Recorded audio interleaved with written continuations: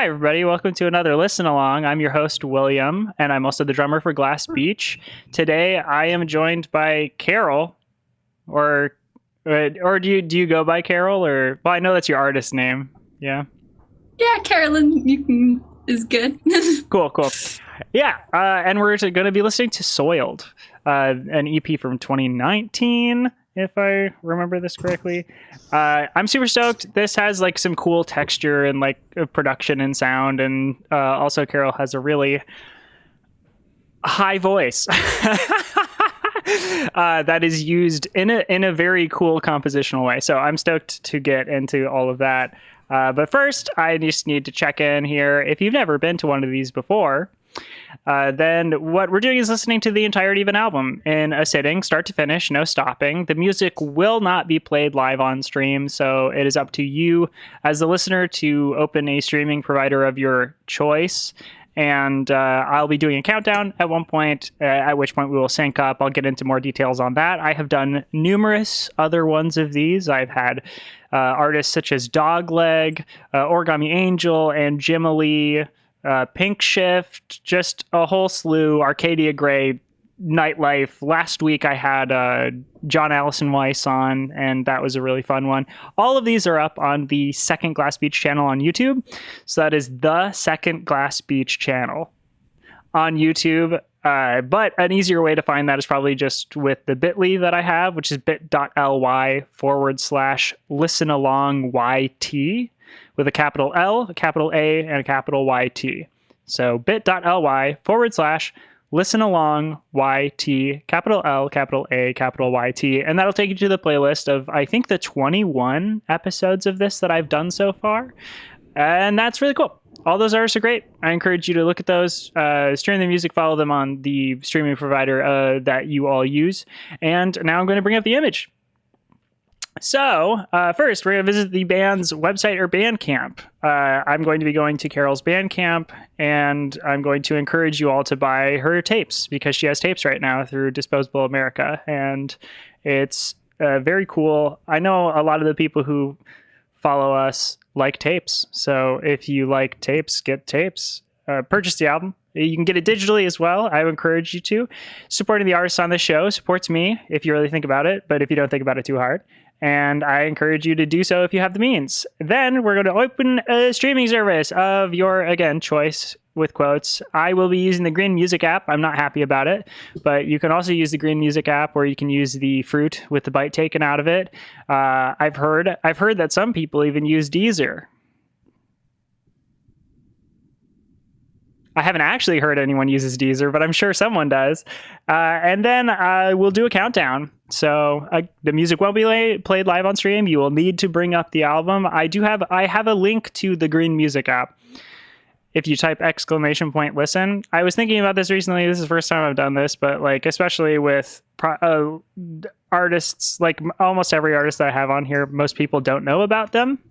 So if you use the Green Music app and you type !listen in the chat, the first link is a link to the album. But the artist is Carol. The artist name is Carol.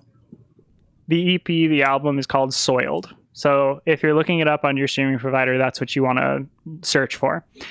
And then I'll do the 3, 2, 1, go. That wasn't it, but that's what it's going to sound like. You will hit play on go to sync with me, and I shall be synced with Carolyn.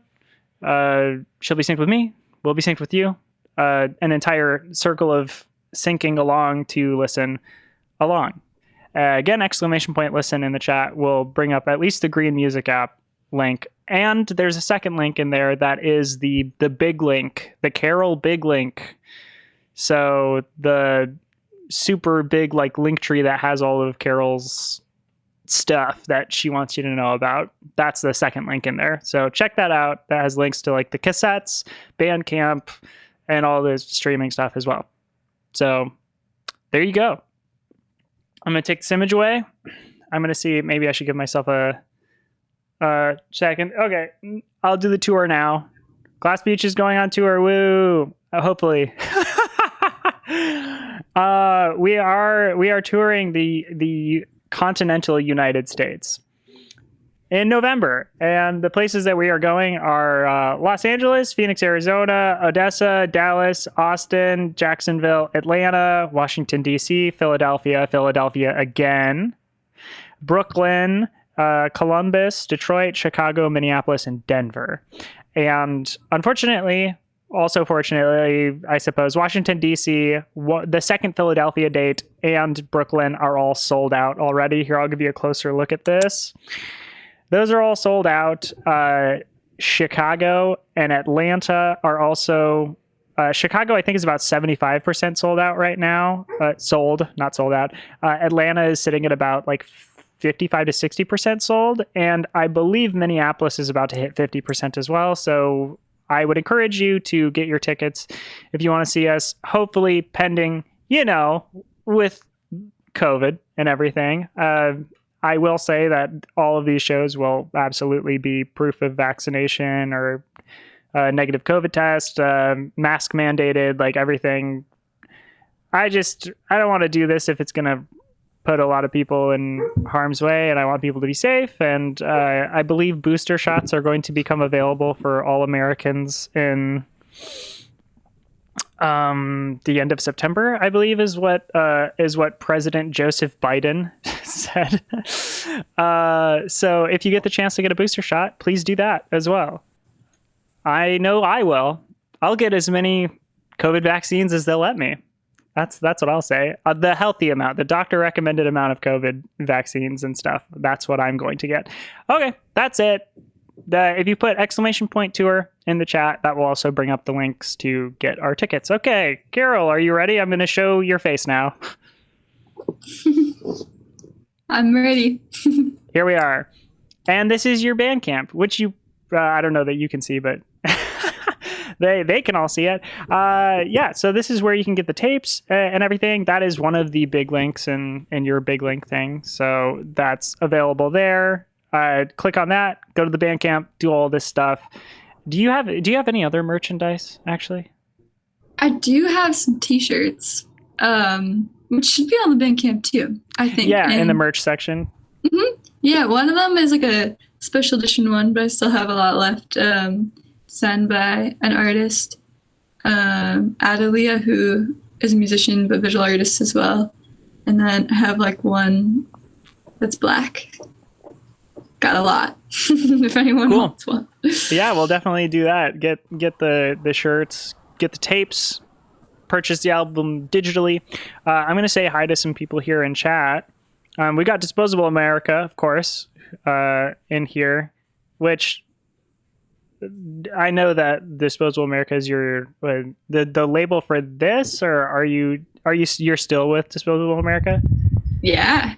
Cool. Yeah. So whatever you release next is also going to be on Disposable America? Mm-hmm. We met during COVID. Really? Online. Yeah. This EP wasn't really finished until like this time last year. But yeah, we met online. I've never met Dustin from Disposable America in person. It's a total COVID relationship. Wow. Yeah. That's awesome. Yeah. I hope it's going well. Yeah. It's been great.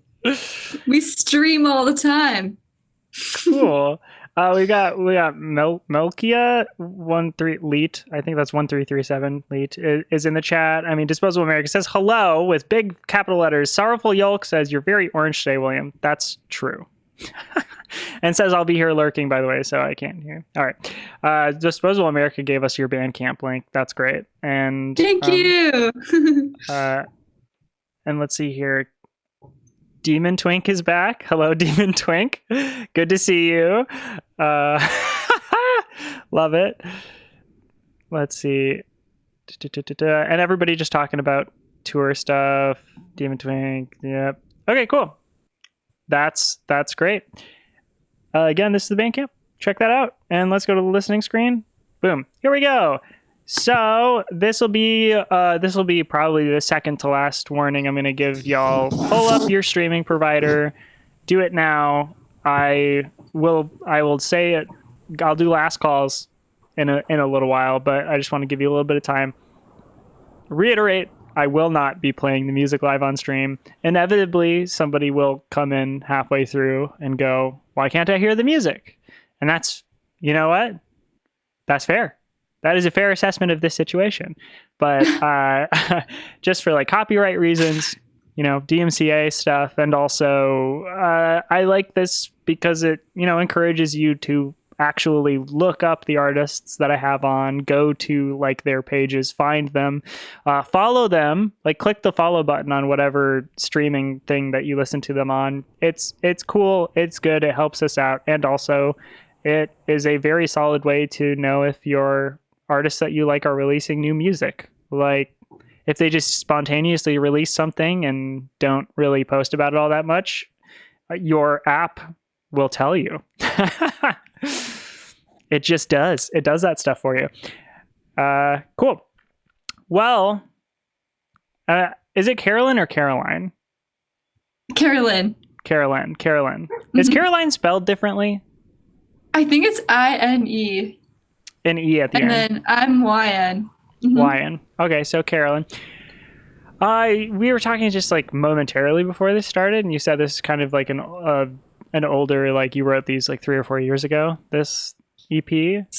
Yeah, some of them I wrote, so I'm 23, I wrote them when I was like 20. So it's a long time. Oh, 20 years old. I guess I didn't realize how young you were. I like hearing that. No, I'm young. Thank you. I feel old. I'm in my childhood bedroom right now, so is that a COVID thing, or is that just yeah. Yeah, still from COVID. Yeah. Hey, I work on a farm right now in my hometown. Okay, did you work on a farm growing up? No. So that's new for you. Yeah, well, it's like funny because we have a lot of historic buildings in my town. And in my town, I actually learned how to sing in one of them, like in the Grange, which is a farming building, like where farmers it has some nice like reverb. Yeah, I don't know. They used to just do like kid drama and like voice lessons, and so I'm like in a different building, like kind of down the street. But it's funny because I'm like right where I used to do all my art stuff growing up, and it smells like the exact same, like so old. Wow. Like really creepy old Massachusetts haunted farmhouse. Wow. And you didn't work on a farm growing up, but you work on a farm now. Yeah, what do you do? Do you do just general chores or? Yeah, I work on a flower farm, so it's all flowers, which is really cool. Which I like a lot, and so we're like kind of learning the design part of it now because there are flowers now. But when I first started, there were no flowers, so we just planted. And there's chickens, they're kind of crazy chickens, and yeah, just like a lot of like weeding and there's pretty much chores, just like a lot of moving stuff around. And sure, I worked on some farms when I was growing up. Yeah. Oh, cool. I'm from like a really small like rural town in Minnesota. So. Oh, cool. Yeah. Real farms, like real. Yeah, like real farms, like milking cows. I remember. It's funny. Not to take a moment here to tell a story of mine, but no, you should. When I was super young, I mean, like maybe like 11 or something, when I would stay at my friends' places, because I lived in town, but like most of my friends lived in the country. They had farms, like that kind of thing. And when I would stay at their houses, if I stayed at their houses like overnight, if it was a sleepover, the rule for like all of these parents was always, okay, you can have like your friends stay over, but they're helping with chores the next morning. Like, so I would stay at my friends' places and I would wake up at like 5 a.m. and we would go out. And I remember staying at one person's house. We went out 5 a.m. I had like really never encountered cattle before. They had me like just go in and where they were all like kind of like milling about, and they were like, okay, we need to get them to all go into like the barn over here. Like we need to like corral them essentially. Yeah, which is a crazy job. Kind of dangerous. I was like, oh, like how do we do that? And they were just like, oh, you just like run at them. Yeah, that's what I've heard. That's how sounds crazy. And I was like, I do that? I'm 11. I'm like 3'8". I'm like, I was short forever, like really short forever. I didn't have a growth spurt till I was like in 10th or 11th grade, well, that's a little exaggerated, but, and I was like, there's no way I can do that. And they're just like, no, it's fine. It's easy. Like, we'll show you. And then like, we were about to do it. And then my friend was like, oh, and also if like one of them like just starts stampeding towards you, you just have to like stand your ground, and like they're like, and you have to like start like waving your arms and like yelling at it, like, and move towards it. And I was like, but what if it doesn't stop? And they're like, it'll stop, it'll turn, it's you just like whatever. Yeah, so I worked on a bunch of farms. Like that's intense. That's real America farms, real USA farms. I don't think it's anything probably like that, but that is crazy. I have like cousins who live on a ranch. I used to go there when I was younger, so. But not like old cattle land, but no cattle there while I was there. Just wow. like scary stories about cattle like accidents and stuff, you know?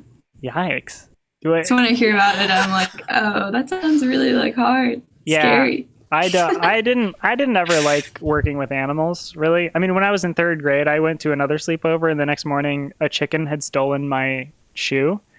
And so I tried to get the shoe back from it, and I still have a scar on my hand from it attacking me. They're like so mean sometimes, and they're really mean to each other. It's like kind of crazy because we're just like with flowers too. So like farming animals is such a different situation. Everyone on my farm, like everybody's vegan, everyone's super animal rights conscious, but like we do have the chickens, and it's crazy because I can't even imagine it. It's just the craziest thing, and they're so mean to each other. I didn't understand that really, like how it works, but there's a lot of like they give each other injuries sometimes, like yeah. Well, sometimes they get like super territorial too, and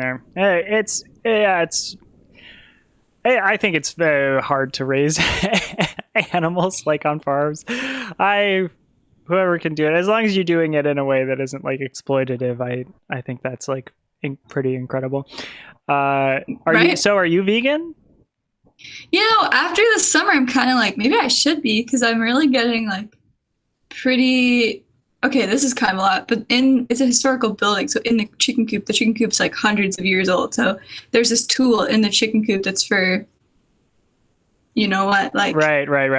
Yeah. And so we saw it. We're like, that's crazy. We should take that down. That's like so mean. But we can't because it's part of the it's history. Yeah. Yeah. So we leave it there, but we're always like, could you do it? Could you do it? And I'm like, no, I can't do it. So I shouldn't really be participating, probably. Wow. Yeah, and even the egg thing is really kind of freaking me out the past couple of days. The egg thing? Yeah. Eggs. Like just taking their eggs? Yeah, and like if they break, they eat them. Well, yeah, they're not fertilized. That's true, but it's like they're eating like it's like so crazy. I can't imagine like if you put that in human translation. I agree. I can think of a 1-to-1, like not a very good one, but I can think of a 1-to-1. That would be pretty wild. That would be like humans crazy. Did it. But it's like it's cool to like see it and understand what's really going on, because it's just what's really going on. Yeah, it's just how animals are. Mm-hmm. And people too, a little bit. Sure. And plants even, and pollinators. It's cool. Did you know a lot about flowers before you started the flower farming, or? No, not really. But now I do. About heirloom flowers in particular. I wouldn't even know the difference. I don't know what an heirloom flower is. I didn't know either. Okay, cool. They taught me. Hell yeah. So you're working on a farm right now. You're in your childhood bedroom because of COVID reasons, right? And then so as far as production of this EP is concerned, I mean, like I read the listing of people who worked on it on Bandcamp and everything. You know, you wrote it and like had 2 producers, and I'm just curious, did you like record a bunch of it in a bedroom? Was this like a studio recording thing? Did you book some space? Like how did this kind of come together? It was kind of like a piecemeal craziness. Like we got a lot of, well, so many people helped, which was so nice, and it really like made it work because I feel like I had such a grand vision for it all coming together, and so many people contributed. But it was kind of a lot of like free space that we figured out from schools. Sorry, schools, but we used you. But honestly, like they use students, so we went for it. And I had been out of school at that point, but like was going back to those spaces. And then like we just, a lot of it was done at home too. I did everything in my apartment in New York when I used to live there for the backing vocals. And then and I don't know, so I was there for pretty much every single thing that was recorded, but it was all pretty piecemeal. Like nothing was recorded really in one spot. We recorded the drums at Studio G in Brooklyn, and then some of the all vocals at Mozart's studio in Brooklyn too, which I think that's what it's called. I can't remember, but yeah. Yeah.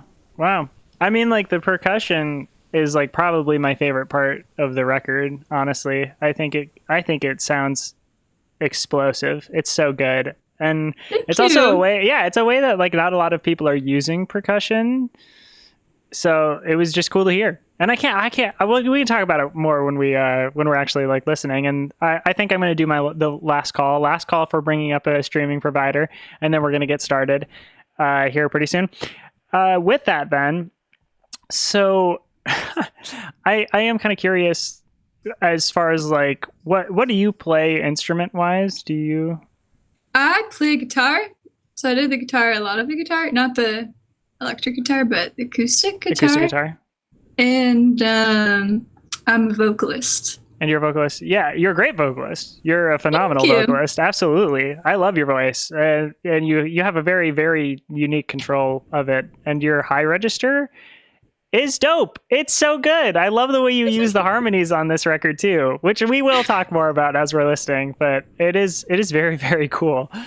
Thank you. So with the other parts, you say you had a grand vision.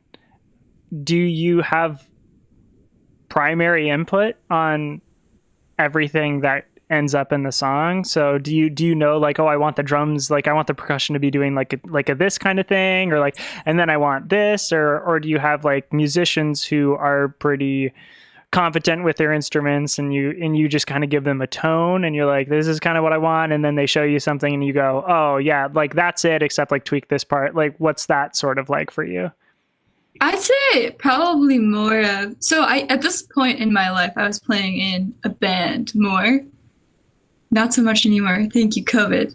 But back in the day, I was like way more playing in other people's bands and playing just in general, like in a more collaborative way with people. So I had a band, and like there would be some shows where I would just get booked and then I'd be like, oh, I have to have a band. So like I'd gather up some friends and they'd be like, yeah, we want to play with you.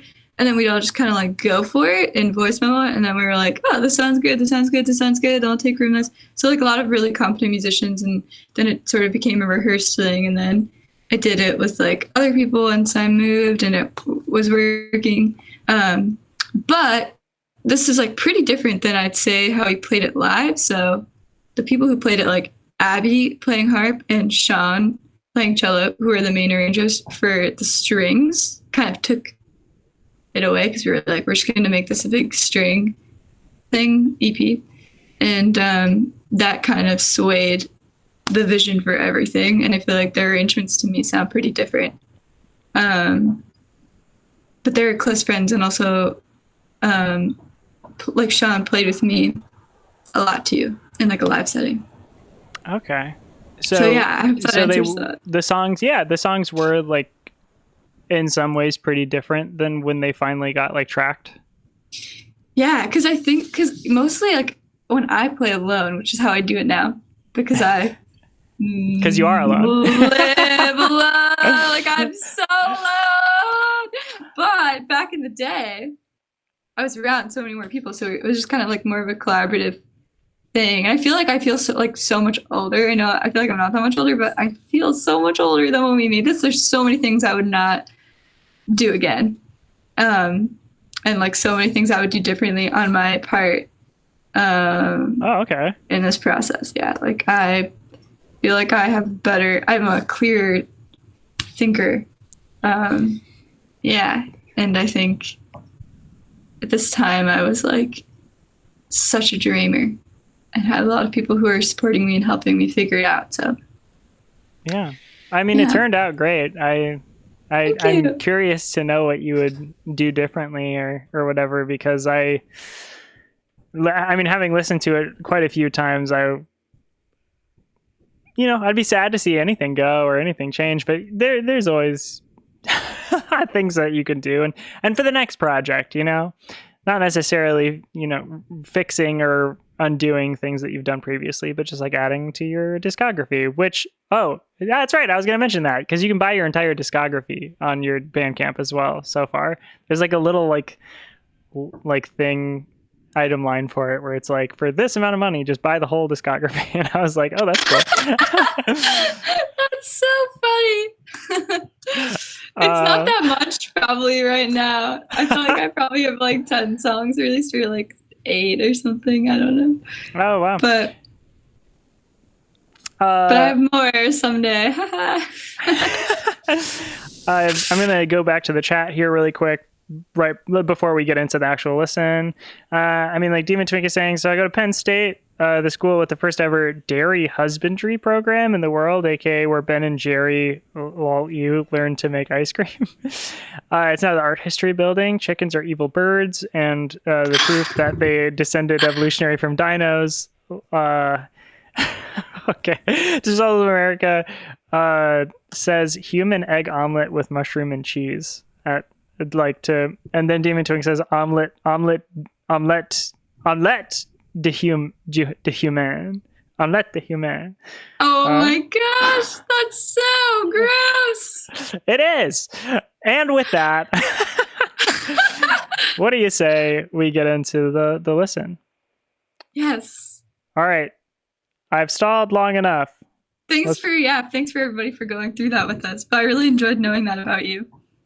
I know you live in LA now, right? Yes, I do. Yeah. I've lived in LA for 5 years now, I think. Something like that. Wow. Yeah, I don't like it here. Oh no! What would you change? Haha. What I would change is where I live. I would move to somewhere colder, I think, and with more seasons. Mm-hmm. Yep. Yeah, that classic like LA transplant complaint of like, I miss seasons, I've never been there, so I don't understand it at all. I'm just like literally like in my hole in Massachusetts, like, and I don't even know. I don't understand anything but like spooky old cold. Yeah, our bass player Jonas and myself, we met in college in a like small like prairie university in Minnesota, and we were trying to figure out where we were going to move, either New York or LA, because like I'm in the film industry and Jonas is, in theater. And so it was like kind of like, well, what do we want to do? We could probably do both in both places, but what's the emphasis? I mean, I feel like it's harder to do. It's like way weirder, I think, to do theater out here in LA, and very strange to do film and stuff in New York. But I mean, New York has like, what is it? Law and Order and all of they have like a bunch of television shows that they shoot out there, but whoa. Yeah. And Suits, I believe they shot Suits out there, whatever, but they do a ton of stuff out there. And I just, for some reason we decided on LA. I can't remember exactly. And then And we came out here, formed the band, and now I barely do any like film industry stuff because we're so focused on the band. Yeah, that's great. That's cool to hear. I like hearing everyone's moving stories. I'm trying to figure it out.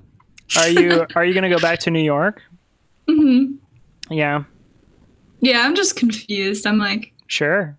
yeah, totally confused and like, Well, what are okay you, with like it. 25 now? No, I'm 23. 23? That's okay. Yeah, it's fine. I mean, it's super cool to be confused, especially at 23. I think that's a good time to be confused, I think. Yeah, I'm feeling good about it. I'm just going every day I wake up. Right. In your childhood bedroom? Yeah, every I day just wake think up? about it. Think about it. Yeah, I mean, like I roll out of bed. I also haven't listened to this EP in full since forever, so I'm excited.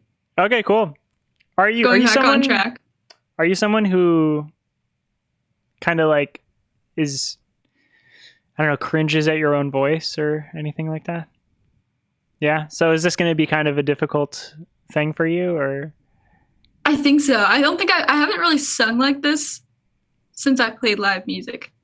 Do you mean that you sing differently now, like stylistically, or you just haven't had as much time to like sing out that much, or you're kind of out of practice? Which I think I just am a completely different like songwriter now.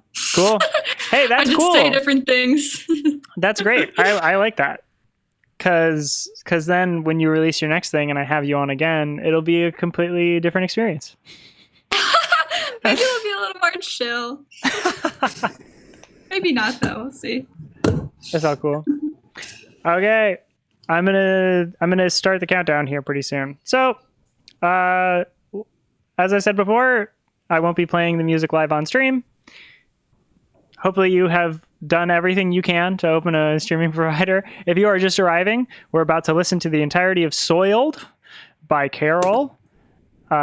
And start to finish, the music won't be on stream. You have to sync it up with us. I'll be doing a countdown. That will happen imminently. So hopefully you are all prepared. As far as... oh, wait a minute. Disposal America says, Carolyn, have you ever heard these songs before? I don't, like, yeah, I think maybe, I don't know, like the mastered version... Maybe not. Mixed versions for sure. No, the master versions I had to make notes on those. So Yeah. Yeah, you but heard in this these. Order, yeah, no, maybe not in this order. Did you pick the order? I had people help me. Okay. Wow. I just like kind of let everyone do whatever. I feel like my life is just writing a billion songs like every single like week or day and just like doing nothing with them and then asking for other people's input.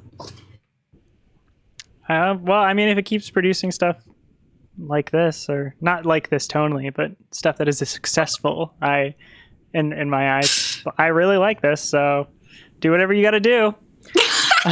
Thanks. As far as content warnings are concerned, can you think of anything like lyrically or anything like that? That's a really good question. I will say that if you're sensitive, this could be triggering. I like can't even watch movies right now because I'm so triggered by like any forced perspective like on me. Oh. And I will say like Soiled is kind of a reference to some intense femme like just existing kind of as like a femme person in the world, like my observations with that. So if that's something that triggers you, you don't have to participate in this. Yeah, or if like you're not feeling it today and maybe later, this will be on YouTube, so you can check that out. And the last thing I'm going to say is below me, you'll see that I have a screen grab of my streaming provider. It'll show you what song is playing and where we are on that song. So if you ever get off or anything, make sure that you have your shuffle turned off. Make sure you have your transitions, crossfades, whatever. If you have those on for whatever reason on your streaming provider, make sure all of that stuff is shut off. We're going to get into it now. Let's do it. Okay. So this is, and I'll be saying the track list, like the songs, as we go along, just so you know. This is Soiled by Carol, and the first song is Changed to Survive. Again, Soiled by Carol, Changed to Survive. 3, 2, 1, go.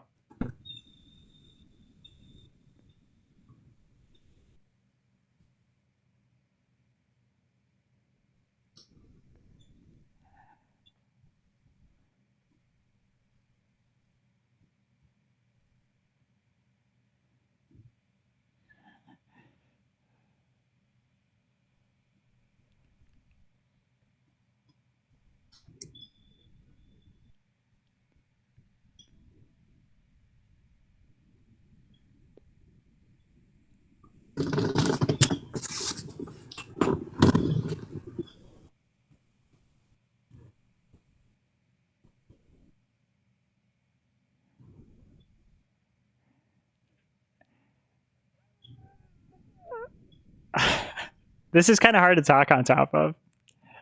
No, sorry. No.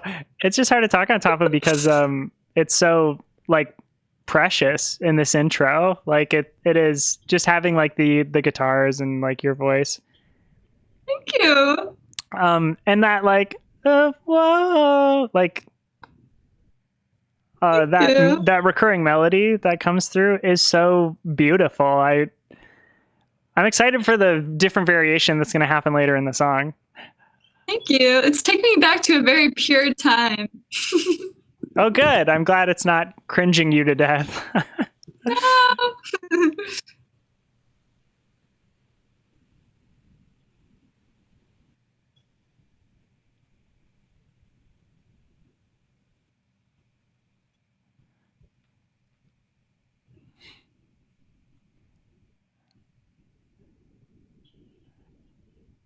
And there's the percussion.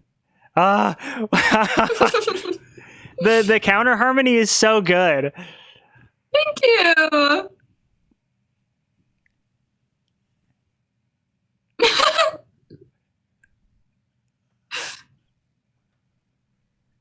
Everyone's parts make me so happy.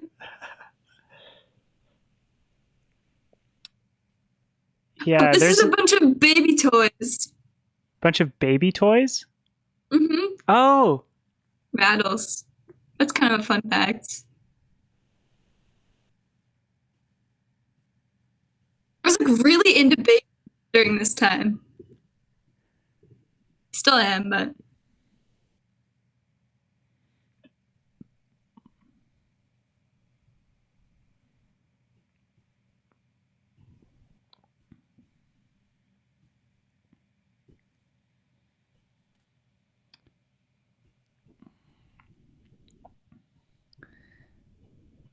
Demon Twink here says the melodies remind me of St. Vincent, kind of tension building with a Joanna Newsom resolution. thank you. That and how high that is and how soft you hit it is amazing. Thank That's you. such a soft. And then you bring it to the melody.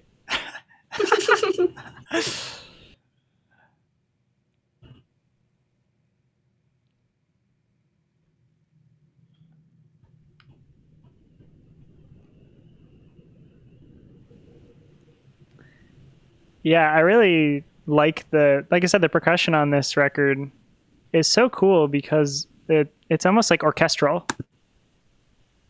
Yeah, it also so sorry, I might be off. Are we on the next one? Yeah, Spill has just begun. Like Okay, cool. Mine was like off playing other stuff, but I'm now. Cool. Wait, sorry, what did you I missed it. We were talking about the percussion? Oh yeah, it just sounds orchestral. Oh, thank you. Yeah, It's very I think cool. that's what we were going for. Like when the percussion comes in on this song especially, and this song starts so tense, like with the harmony and everything. Really challenged Eric on this. This is one of the first times I ever played like with the band ever, I think. Wow. It was really fun. They kind of just took it away.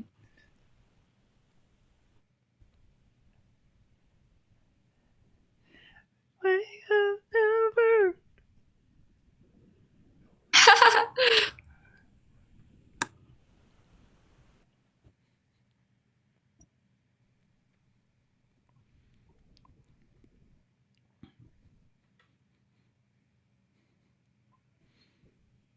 Yeah.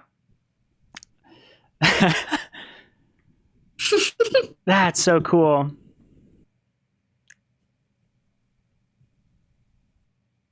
I mean, the whole like songwriting here feels really orchestral, basically, like with how quickly you move in and out of dynamics and like these sequences. I think I And the was strings. listening to like so much Bjork Oh, sure. at this time, and so many of my friends were also listening to her, like, or they always, but they were getting it from me.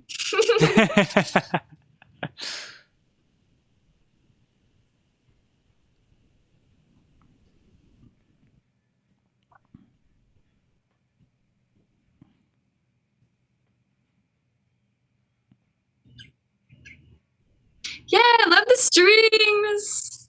They help it so much.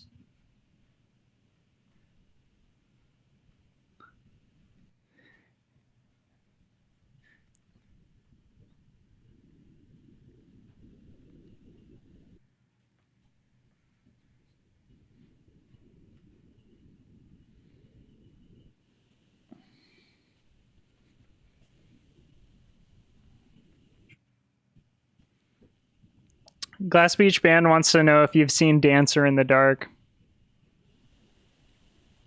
No. Is that Dogma movie with Bjork? Is it a Bjork thing?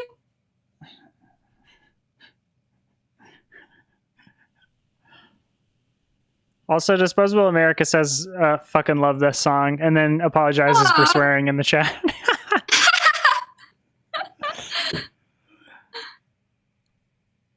Yeah, I wanted the song to be like a sensory experience. I think I was just writing from like a really innocent place at this time.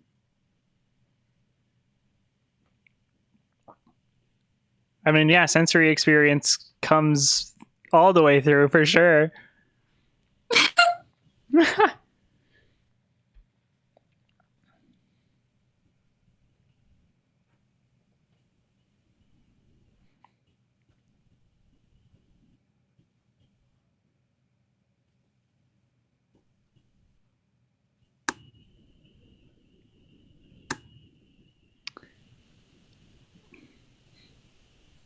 Those are some footsteps, maybe. I think I'm at the same space. Zero and Comfortable. Yeah, Comfort Me has just begun.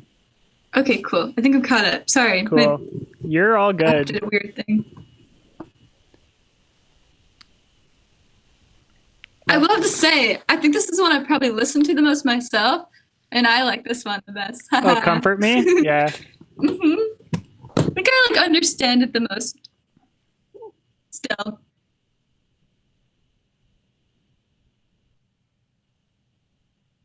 Demon Twink here again says, I don't know if you're classically trained, but I want to hear a rendition of Oh Danny Boy, please.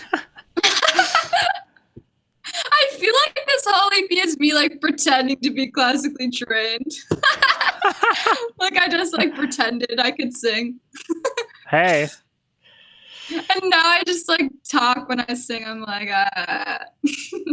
I'm so interested to hear what the new direction of your like music is, apparently. Thank if you've like you. shifted so much. Yeah, I'm super I'm stoked. just writing a bunch of songs like no one will ever hear right now. Because I just live in this room.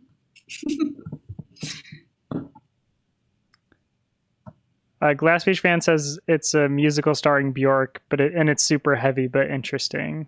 Yeah. Yeah. Oh, and it's Yeah, it's a movie by Lars von Trier. So Oh, don't. Lars von Trier is not a good person. okay. So just prefaced with that, if you can steal it somehow and watch it. Cool. There's one movie that actually is inspired on here. I was taking this weird film class, probably the last time I watched movies, honestly, like 2 years ago, and it really affected me. We were watching like a bunch of really heavy stuff, and I couldn't even handle it. But I would do it because I wanted to participate in the class. And we did one Blue, the Three Colors trilogy. Some director, they're like all French movies, and it's like each one represents a different color in the French flag. And like Blue is this like really sad one. And there's a quote she says in the movie, and I swear I watched the movie after I wrote the song, and I was like, this is weird. It was really weird. This one I kind of wrote the song in the bathroom. Haha. You kind of wrote the song in the bathroom? Yeah.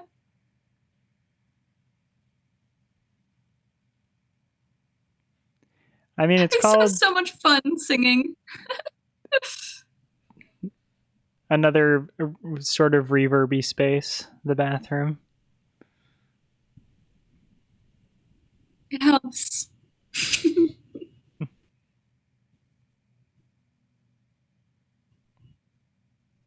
Little pizzicato strings in the background.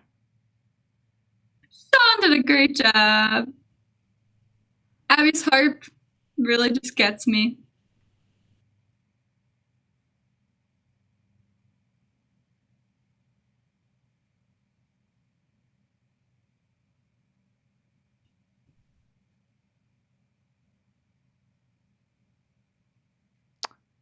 I love all this auxiliary stuff too, like the wind chimes, the shakers.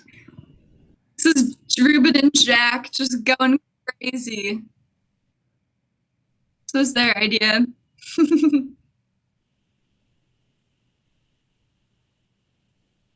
Aw.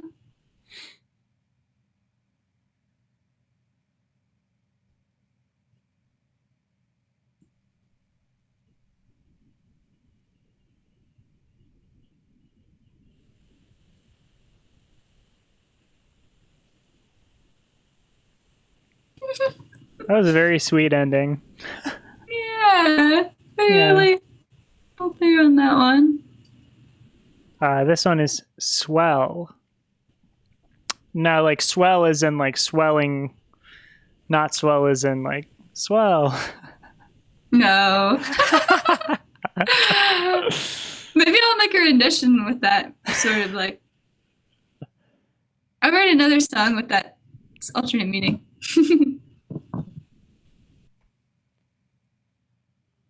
Disposable America is quoting you saying, "I'm not emotionally equipped to watch movies lately without crying," and then says, "Don't watch Lars von Trier, please." It's a thing. I don't know what's going on with me. I don't think right now, I don't think I consume any kind of media without crying. Yeah, it's tough. There's a lot of projections and like a lot of deep meanings that you don't realize can kind of like rub off on you. What's the spoken stuff here? Is that like a poem? Yeah, I think this is just a journal entry that I just like went for. This is kind of a big turning point in the record where like it was really, really hard making this in like the fall of 2019, and then COVID happened, and I was like so sad about so many things that didn't have to do with me or music, and it made making music like a lot easier because I don't know, it just made it a lot easier. Sure. Even though COVID, wrecked a lot, it helped me in a lot of ways. Yeah.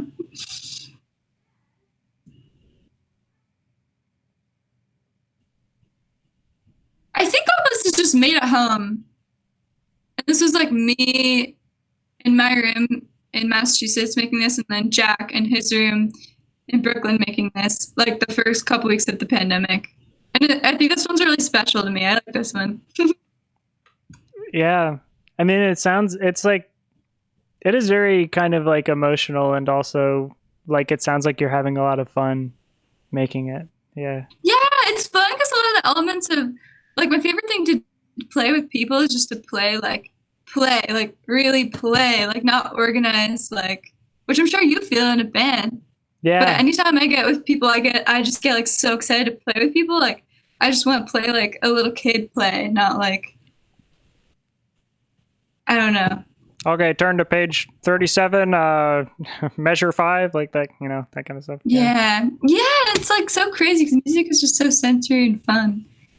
But I think there are parts of this that definitely really feel that way, and definitely don't feel that way too. Some of it was honestly kind of stressful. Sure. I mean, like, I feel that for no matter how fun an album is, like a process, there are some points that are, very tight and can be stressful, and it's hard. It's hard to make stuff.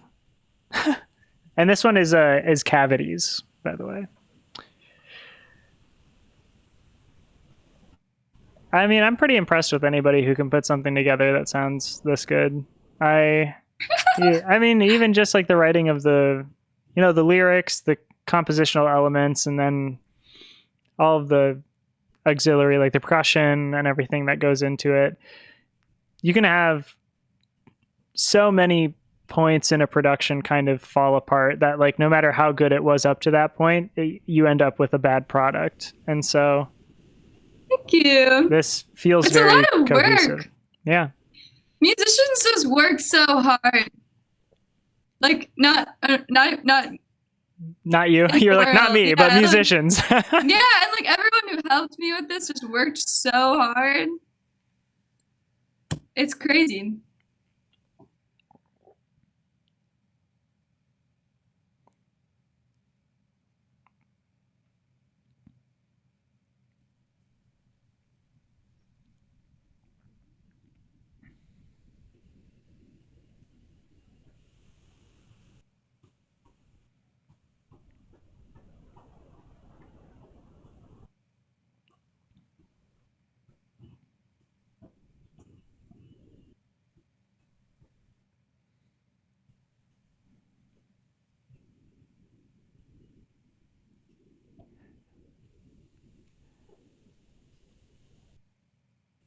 How much of the dynamic changes are like strictly from your writing of the songs? That's a really good question. I think almost all of them. That was the biggest thing. That's the only thing I know how to direct. and ever. And that was such an important part of this EP because there's so many parts of this that are like so intimate that if they're like lost with other, it just like lost the meaning for me. So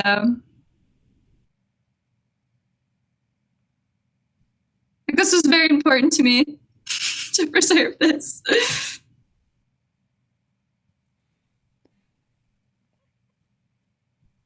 Yeah, I mean, it's one thing to basically do a push and pull, kind of roller coaster sort of thing with dynamics where you feel like it's like, oh, this part's really quiet, and it's like, oh, and they like just like jerked me into this like, this part's really frenzied and like loud, which, like, with the amount that you are changing dynamics, it is surprising that is not how it feels, because it flows so well and it feels so necessary to the songs that they are quiet at those points, or that they do just like maybe they rise for like one bar and then like whew, like drop back down, and it doesn't feel like, oh, you're depriving me of anything.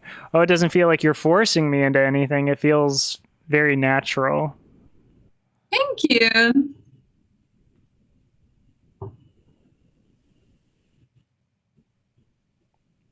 Yeah, it's the point in my life I like didn't know how to play with a metronome, so I do that all the time now. No, this wasn't tracked to a metronome? I don't think I think actually wait. I just learned how to play with the metronome. was But it gonna was s- really confusing to me because I hadn't written these songs with the metronome, and they're so like, and now I do it all the time. I play with the metronome, yeah. and now I'm just different. Now I'm just different. I play to a I play with the metronome. metronome. I sing completely different. I'm writing from a different place. Yeah, it's so different. But this is like, I feel like, I don't know, I think it's captured this time well when I think about my life back then. Yeah, and this is I mean, it's like you've given yourself one big, like, artistic journal entry. Thank you. That's Yeah. really how it feels. It feels good. This last Everyone one I is work Sever, with- by the way. Sorry, go Yeah, ahead. no, it's okay. Everyone I worked with on this, like, they just mean so much to me in my life. Like, they changed my life. And I haven't seen some of them in like 2 years. And there's been a lot of like rocky, intense moments. In all of my relationships with like pretty much everyone that I've worked with on this, or there was a lot of different levels of intimacy going on, but it was a really intimate group of people. So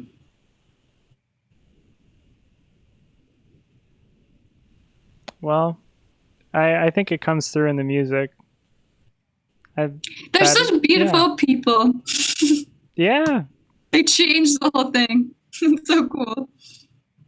And I mean, I'm sure they feel very similarly about you. I mean, you gave them a foundation to work off of, and I don't think that they would have put that much. I'm sorry. I don't think they would have put that much into it if they didn't appreciate you and what you were making. I mean, it's clear. Yeah. There's a lot of love behind this music. Like, it's confusing, like, trying to, like, make a release and, like, be an artist and do that. Like, it's so, like, such a confusing thing. When I listen to the music, I'm like, oh no, we were, like, in the right place. We got it. But it can be, like, intense sometimes. But this was like the last song I wrote, I think, for this record. Like, I just like was pretty alone. I think this was right before I moved to New York. I was basically living alone.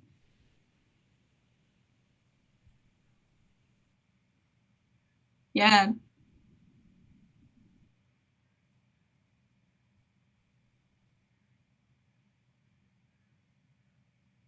Yeah, I was afraid. I'm really afraid now too, but I was really afraid to do a lot of different things back then.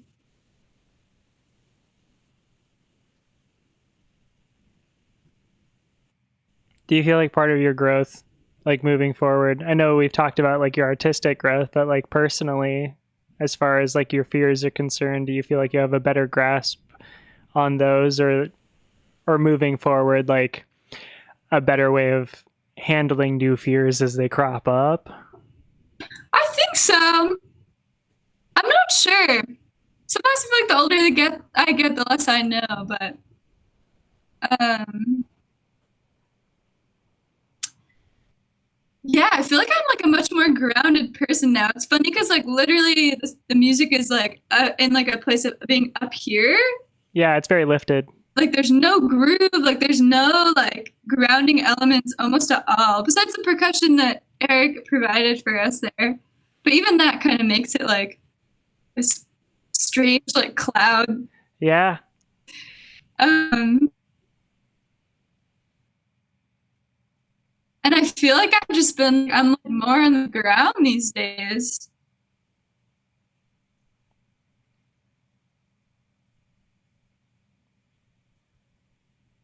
I miss this stuff. I mean, it is you. Like you don't have to completely abandon all parts of yourself to move forward. So if hearing this, like, It's true. yeah, it's always there.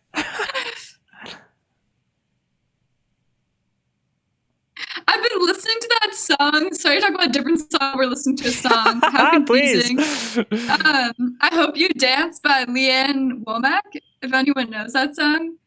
Um, Is that the I that hope you dance? yes, and I listened to it in my car on the way to the farm, passing the Grange building. That was like the first song I ever learned how to sing. And when she gets to the line, she's like, "You come close to selling out, reconsider." And I'm always like, "Oh my gosh, am I selling out?" Every time I like change as a person, I'm like, "Am I selling out? Do I still feel small when I stand beside the ocean?" Oh. Do you still feel small when you stand beside the ocean? Yeah. Yes. Yeah, I'm familiar with that song. I'm so glad you know it. I'm from rural Minnesota. My parents. Yeah, I am Yes. familiar with that song. Well, that's the album. That's the EP. Thank you. That felt good. I've never done that. So thanks for taking me through that. Oh yeah, no, thank you. Oh my goodness. Thank you, Disposable America, for bringing Carol to my attention. A new fave, as they say, of mine. I really So nice to do. meet you. Yeah, it's great to meet you too. And I mean, one day I hope you can meet the rest of the band. Jonas, our bass player, is the one who is Glass Beach Band in the chat. So they've been here. They've been here with us. As well. I do want to, before I move past it too far, I do want to like just address the last thing you said, because I like the album ended and I just wanted to be like, okay, that's it, for all of you. But as far as like your personal growth and that kind of thing, I think it's pretty common. At least I hope so. I mean, it's like definitely a thing that I feel as well. Like I feel like every couple of years, 2-3 years or something, I look back and I go, wow, I'm so much more confident now, or like I have so much more like stability like internally, or I like understand, or even if I'm like more sad, or if I feel like I don't have as much control over like what is happening in my life. Like now, for instance, I'm about to turn 29 years old. So I'm not much older than you. When's your birthday? My birthday is September 30th. Oh, it's coming. Yeah. Happy birthday. Thank you. Is it? Oh no, just kidding. Your golden birthday would be next year. Yes, what you know what a golden birthday is. I have said so since I was a kid. My parents talked about golden birthdays, and I was just like, I was always like, oh, like I'm so mad because I have to wait till I'm 30 to have mine, and so it's like something I've looked forward to forever. And as I've like grown older and older and older, like birthdays have become basically like I feel like adults either abandon birthdays or they lean really hard into them, and I lean really hard into them. I even other people's birthdays, I'm just like, I want an excuse to celebrate you. I like or me, or like I want like special days where it's just like, this is for you, like that kind of thing. It's not necessarily. I love that. Yeah. I really like birthdays. I like people to feel special on their birthdays. And I mean, like, that doesn't mean I don't generally want people to feel good, about their life in general, but it's a lot. Everyone's really busy and everybody else has like their own lives and things that they have going on. But it's so cool to be able to be like, okay, I'm collecting like 20 people. We're going to do a Zoom hang. Like, yeah, because you're alive. It's like so awesome. And it's your circle. Yeah. But I mentioned golden birthdays all the time, and like nobody ever knows what I'm talking about. So I don't know why you know, and I don't know why I know. I don't know why either, but I'm so glad that yours is coming and that you have time to plan and celebrate, and that this one's coming. Yeah. I mean, like, I've always wanted to release an album on my birthday.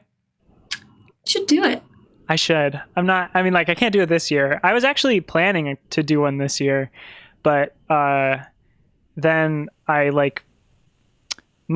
got kicked off of unemployment, and I had to re-enter the workforce with a full-time job and everything. And when that happened, I had like 2 or 3 things that I was working on that all just completely got put on hold.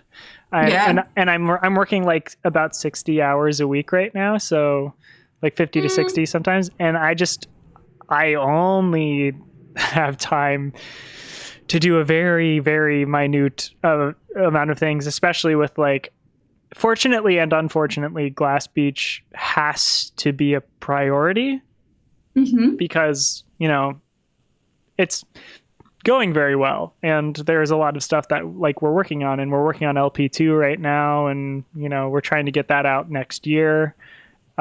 So late next year, late next year for all you people, late next year. But like with that, there's a lot of like stress and like anxiety in that. And you know, I just wish people didn't have to like work, or if they did work, it was like maximum 15 hours a week. And like, isn't it crazy how we've had a glimpse of how completely different it could be? Yeah. And then especially as like artists, or I mean, I feel like everyone really is an artist. And then like taking back into that, it's like the craziest thing. I feel like this summer has been the strangest struggle of like being enthusiastic about that, but also being like, oh my God, like why do I work 2 jobs that are so hard and like so demanding? And I didn't do this at all last summer. What did I do? No, I didn't do this. And I had such a different, my whole life is like, my whole mindset's so different. And I feel like a lot of people are probably going to do that, but I'm sorry that happened to you though. Oh, thank you. Yeah. Well, I know that's the way it's going, but I mean, not only that, but like so many people like get, you know, talking about catching a glimpse of like what it could be like to have, I mean, like effectively to have the arts subsidized, like to have like the arts, like actually so many artists were able to get unemployment or something during the pandemic. And a lot of people weren't able to because like the process is so horrible, and like they didn't have the infrastructure in place to handle as many demands as there were. And I mean, so many people absolutely like had their lives fall apart because of the pandemic. And we were very fortunate that pretty much everyone I lived with was able to get on unemployment. My unemployment actually like pended, and like I reapplied like 7 times and it never went through for the first like 7 to 8 months of the pandemic. So I was actually in like a horrible place for a really long time. I was picking up as much like freelance as I could in the meantime, but like nobody had money for freelance either. Like nobody had money to pay, like, because most of the freelance I did was for, you know, podcast editing or stuff here and there. And people were just like, I'm not even doing my podcast anymore right now because like I can't afford to pay you because I, you know, just lost my job or like that sort of thing. So all of my regular clients were like, I'm sorry, like we're not doing that right now. And so it was really hard. Yeah, it was a crazy time. Well, and on top of that now, so like, yeah, we get a glimpse, but I don't know if you've seen this at all, but now there's a lot of like unemployment stuff, like the IRS and stuff is reaching out to people and basically saying like, hey, we're going back through like everything. And actually like you should have never qualified for unemployment. So now we need that like $13,000 back that you collected. Like we need like, they're going back and just like taking money back from people or like demanding the money back, and like they're going to, you know, take them to a collections agency or something like that. Like that stuff that physically that is happening. I won't say who because it's not my place to tell, but I like there is a person in my life who that is directly happening to right now. And it feels horrible that they're going through all of this like trouble to basically retroactively means test and like strip and deprive people of finally like the kind of like money and, you know, cost of living and expenses and stuff that we should generally just be getting all along. I mean, we don't need to get super into this. I know that. We get it. Being art, like being in the arts, it's been crazy, unprecedented times. It's really a crazy thing. I mean, yeah, like I said, like I live at home. Yeah. I like literally work at a farm and I nanny, and I like write songs to nobody right now. But like I also love that in some ways how my life is right now. But it's crazy for people. This whole thing has just been so crazy.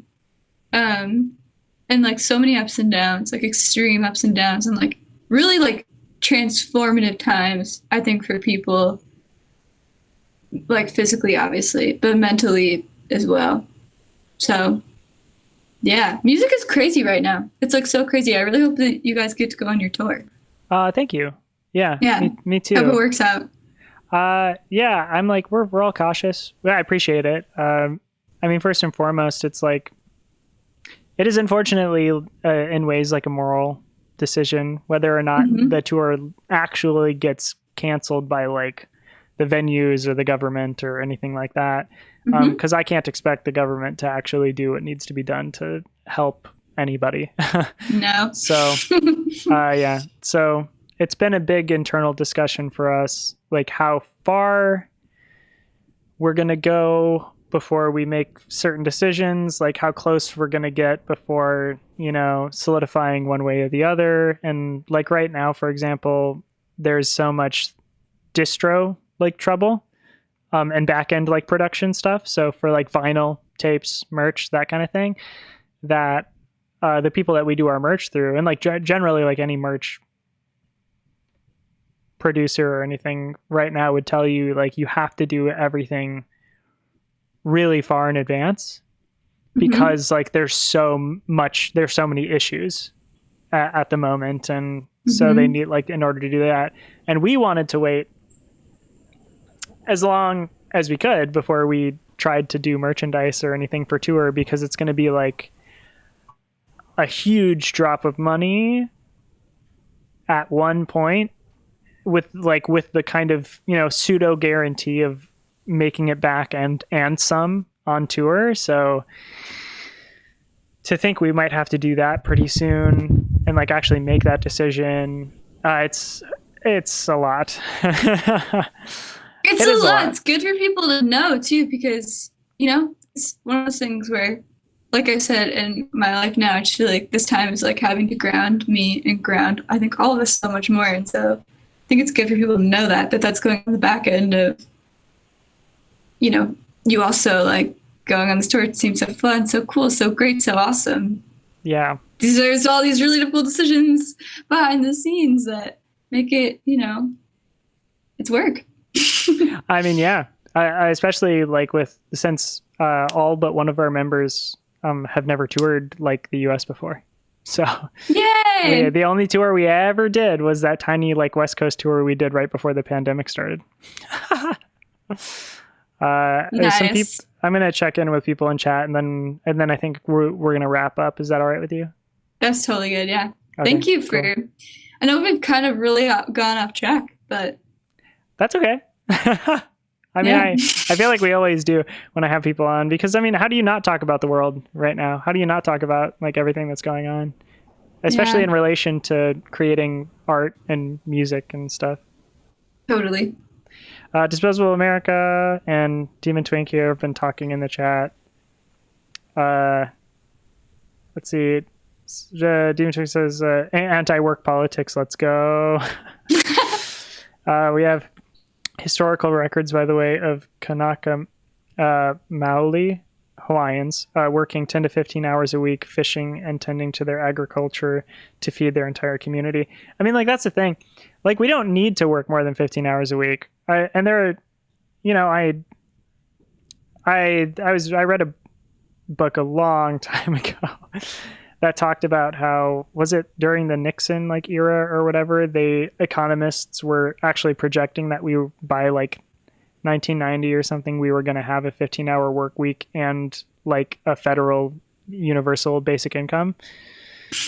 That's what they were expecting. And in fact, like, universal basic income was something that was like brought to the Senate and shot down by, I believe, Democrats, because it wasn't enough money.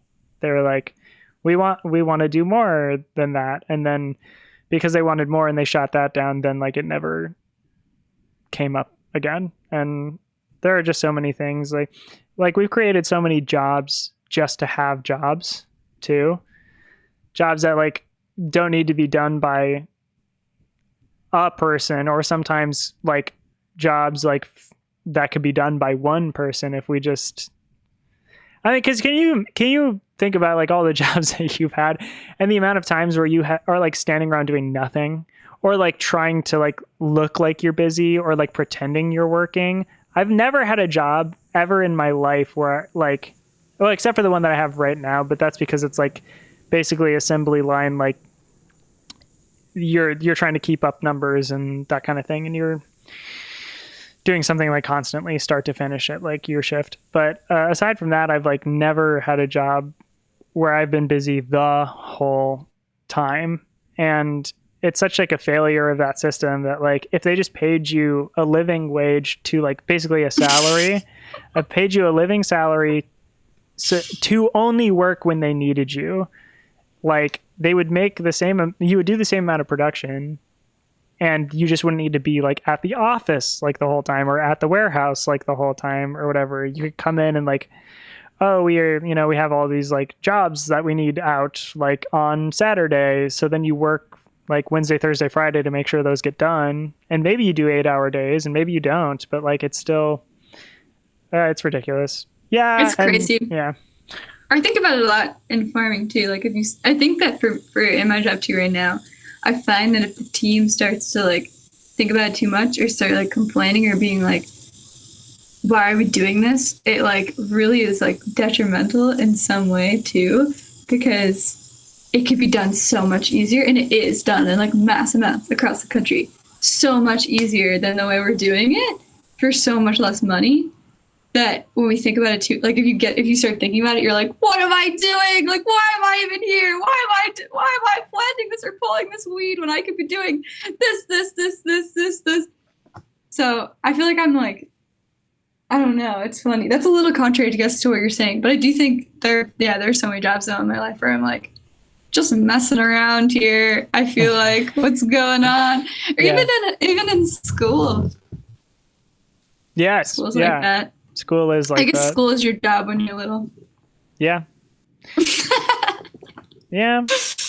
And I mean, right now, like the shortage of people, you know, quote unquote shortage of people to like fill positions. And so a lot of markets have like changed a lot recently. And I mean, the reason is because, you know, they're making more on unemployment than they would be working like 50 hours a week at a job. Like, and now they're kicking people off of unemployment, and they're, you know, reverse. This is a crazy week. Like they're kicking people off of unemployment, and then they didn't elongate the moratorium on evictions, and they've made it, a lot of places are making it like basically illegal to be houseless. And so then, I mean, it's just like, it's literally a pipeline to like get you into prison so that they can use you for prison labor. It's because there's like literally a company that is like. Have you watched that on Netflix? I haven't. 13th. Oh, That's 13th. crazy. Oh, yeah, That's yes.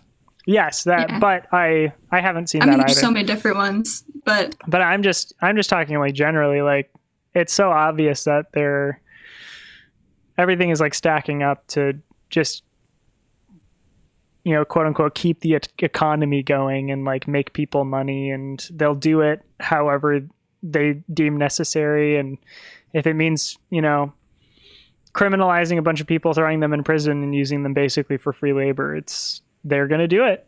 And in fact, they probably would prefer to do it. Yeah, we got a lot to think about. Yeah. We have a lot to think about. Hopefully everyone's thinking about it. I don't know if everyone is. Like this summer. What is it? Hot boy summer, hot girl summer. Hot person summer. More like, maybe you should think a little bit more about why you're so excited about this summer going back to normal. If it's going back to normal. Is it going back to normal? I don't really know if it is. Maybe you should think about why you even want that. Yeah. Yeah. Just kidding. I mean, I'm not kidding. No, but I'm so glad that the rates are down and people are maybe safer, but like, I don't know. I mean, it's endless. Like, it's so endless. Yeah. Yeah. Well, it wasn't handled. I mean, it just fundamentally, like, if we're talking like strictly about COVID here, like it wasn't handled the way it needed to be to not be like a lifelong problem. And now, because it wasn't, like, we missed that window fundamentally. And now it is going to be like our lives will forever have COVID in it now, pretty much. Like depending on like mutations, different strains, like everything like that, because like the world government, like the United States, no one is willing to do the, hard thing or whatever of like shutting things down and paying people to stay home or like not go to work, and paying businesses to keep businesses open. Like it's just weird to me that like this is a global problem, like a global problem. And even with that, we still can't say like, hey, can we like just like acknowledge that money isn't real for like a second, just so that we can like globally we can get through this, like this pandemic, like this thing, and like end it, like, get it to the point where it's like not a problem anymore. It's like, no, we can't do that, because if they acknowledge, that actually, the economy isn't going to collapse if like all of the world just agrees, like, you know what, we're good for a little while. Like, because then it would prove to people that it's all bullshit, and I don't know, it was whatever. Interesting. I was in a Zoom a couple weeks ago, like a new moon, women X with the X. So yes, then people Zoom about like a new moon meditation, but just like an open circle about everyone's life experience in the past couple months. And it like really woke me up. And it was people all over the world. So not just like global, giving their situations in quarantine, in like in Australia in quarantine, in Germany in quarantine, like all these different things, these situations I'm not aware of, like I'm not necessarily aware of because they change so often. And just like giving their experiences, and it really like reset my whole perspective on what like my small internet scope is like feeding to me this summer about what's really going on. Yeah. And it was like really, it's just like interesting to see when you get the perspectives, like not necessarily that I was like purposeful for that reason, but it really helped me. I mean, given the meditation really helped me and was awesome. But it was really cool to see that unifying a lot of people in a lot of different ways, depending on what your circumstance was, like without boundaries or like without lines or countries or whatever. It was just like, it was super interesting. And was like one of the only internet things I've done in a long time that reset me in that way. I love streams. They always reset me because they remind me that we're still on the internet doing this right now. But that helped me a lot. So yeah, it's interesting. Wow. That sounds cool. I'm glad that you got to experience that. That's awesome. It was a great experience. Yeah, it really reset me for the new moon, which is what you're supposed to do, apparently. Reset for the new moon? Yeah. List out your intentions and reset. I don't know when the next one's coming. I think it's actually like this week. So. Oh, that's right. I don't know anything about that, but I was listening to a podcast recently where someone literally said that you're supposed to like start something new or change, like have a like big change, like, and you set it up and you do it like on the new moon to. It literally resets me. And also because this is a personal thing to my anatomy, but like with cycles, with like women's cycles, like sometimes it aligns with those cycles. And it's so crazy how like when you just like think about things or write them down or whatever, like with your transformations, it can help. Regardless of like the craziness of what's going on in the world, like we were talking about. Yeah. But yeah, it's interesting. Like people are going through it, I think, all over the world, so confused. Yeah, and it would be nice if something very positive came out of it, like some collective action. It would be so cool. Stuff. I think pandemics will just be something that we just go through with the earth. With, that's just what we're going through now. I think that's just like the way the kids are going to grow up. Not like I'm saying that in a doom way. I don't mean to say that in a doom way. I just mean to say it in a way where I get you. We just have to be more respectful, I think, of like what's going on with not just us. Yeah. Well, I think with that, I mean, I'll thank you again. Somebody just showed up. Zuzu for Life just showed up. Says, "Hey, William." Says, "Cool bangs," by the way. which I agree. Thanks. You got great hair. I cut it myself. I'm growing my hair out right now. Kind of Wow. hard. It is. I was going to grow my hair out during the pandemic too, and I buzzed my head like a few months ago, and I've been growing it back out again. A few months ago. It was like half a year ago. What am I talking about? Anyway, yeah. But hi, Zuzu for life. Sorry, we're done now. Cool. And thanks again, Disposable America. Thank you for being here, Carolyn. It was really wonderful. So good to talk to you, and I hope you have a good afternoon. I know it's early there, so. Oh, thank you. Yeah, actually, right when we're done here, I'm gonna go have band practice. Oh, have fun. Yeah, thank you. Yeah. Yeah. I'm pretty stoked on it. The entire pandemic I didn't play on an acoustic like drum kit. And just last weekend I played on one for the first time in almost 2 years. So exciting. Yeah. Yeah, I've been doing everything on a practice pad and an electric drum kit, which has been very cool, and I've been practicing really hard, and some things translate, other things don't, but it's been an experience. It's fun. Okay. Any last things you want to say? Just thanks. That was really cool. This has been a great couple of hours, I guess. Yeah, we're coming up on 2 hours.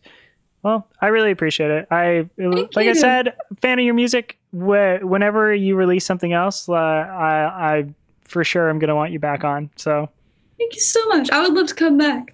See how it's all changed again. See how it's changed. See how the world and everything has changed again. Mm-hmm. Okay. I'm going to take us out then. So thank you everybody for being here. And like I said, I do this like every Saturday. I don't have a guest actually set. I don't have any more guests set up right now. My plan for next week actually is like, I've been wanting to do this for a while. Oh, what's your favorite song to play live, William? Probably Bedroom Community. Okay. Sorry. Next week, I think I'm going to do a listen along where the audience will just like recommend me songs, and we'll all go to those songs together, and we'll just like listen to them or whatever. And that's what I'm going to do next week, because I've been wanting to do that with this. So next week will be like the fully like chat recommended whatever, and I'll promote it like that and stuff. But tour! Exclamation point tour in the chat for the Glass Beach tour stuff. Here you go. There it is. We're going on tour, and now it's gone.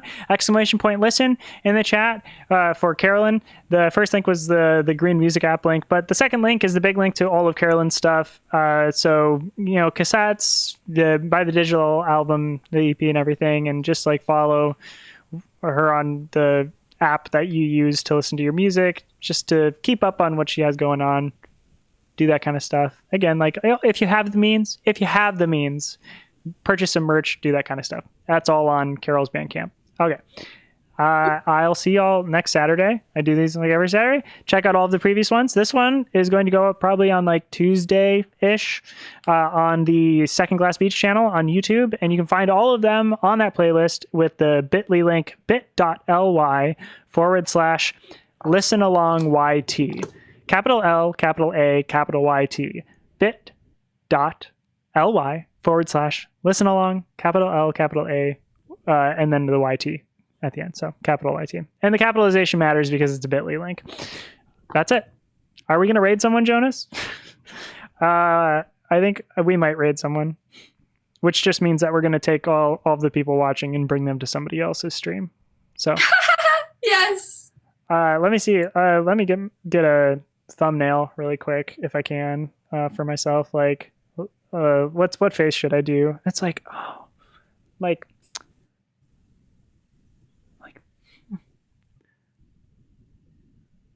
nice. Those are great. Okay, did it. Okay, we're rating SK. Thank you, everybody. See you next Saturday. We're gonna raid. We're doing it. Cool. We're raiding.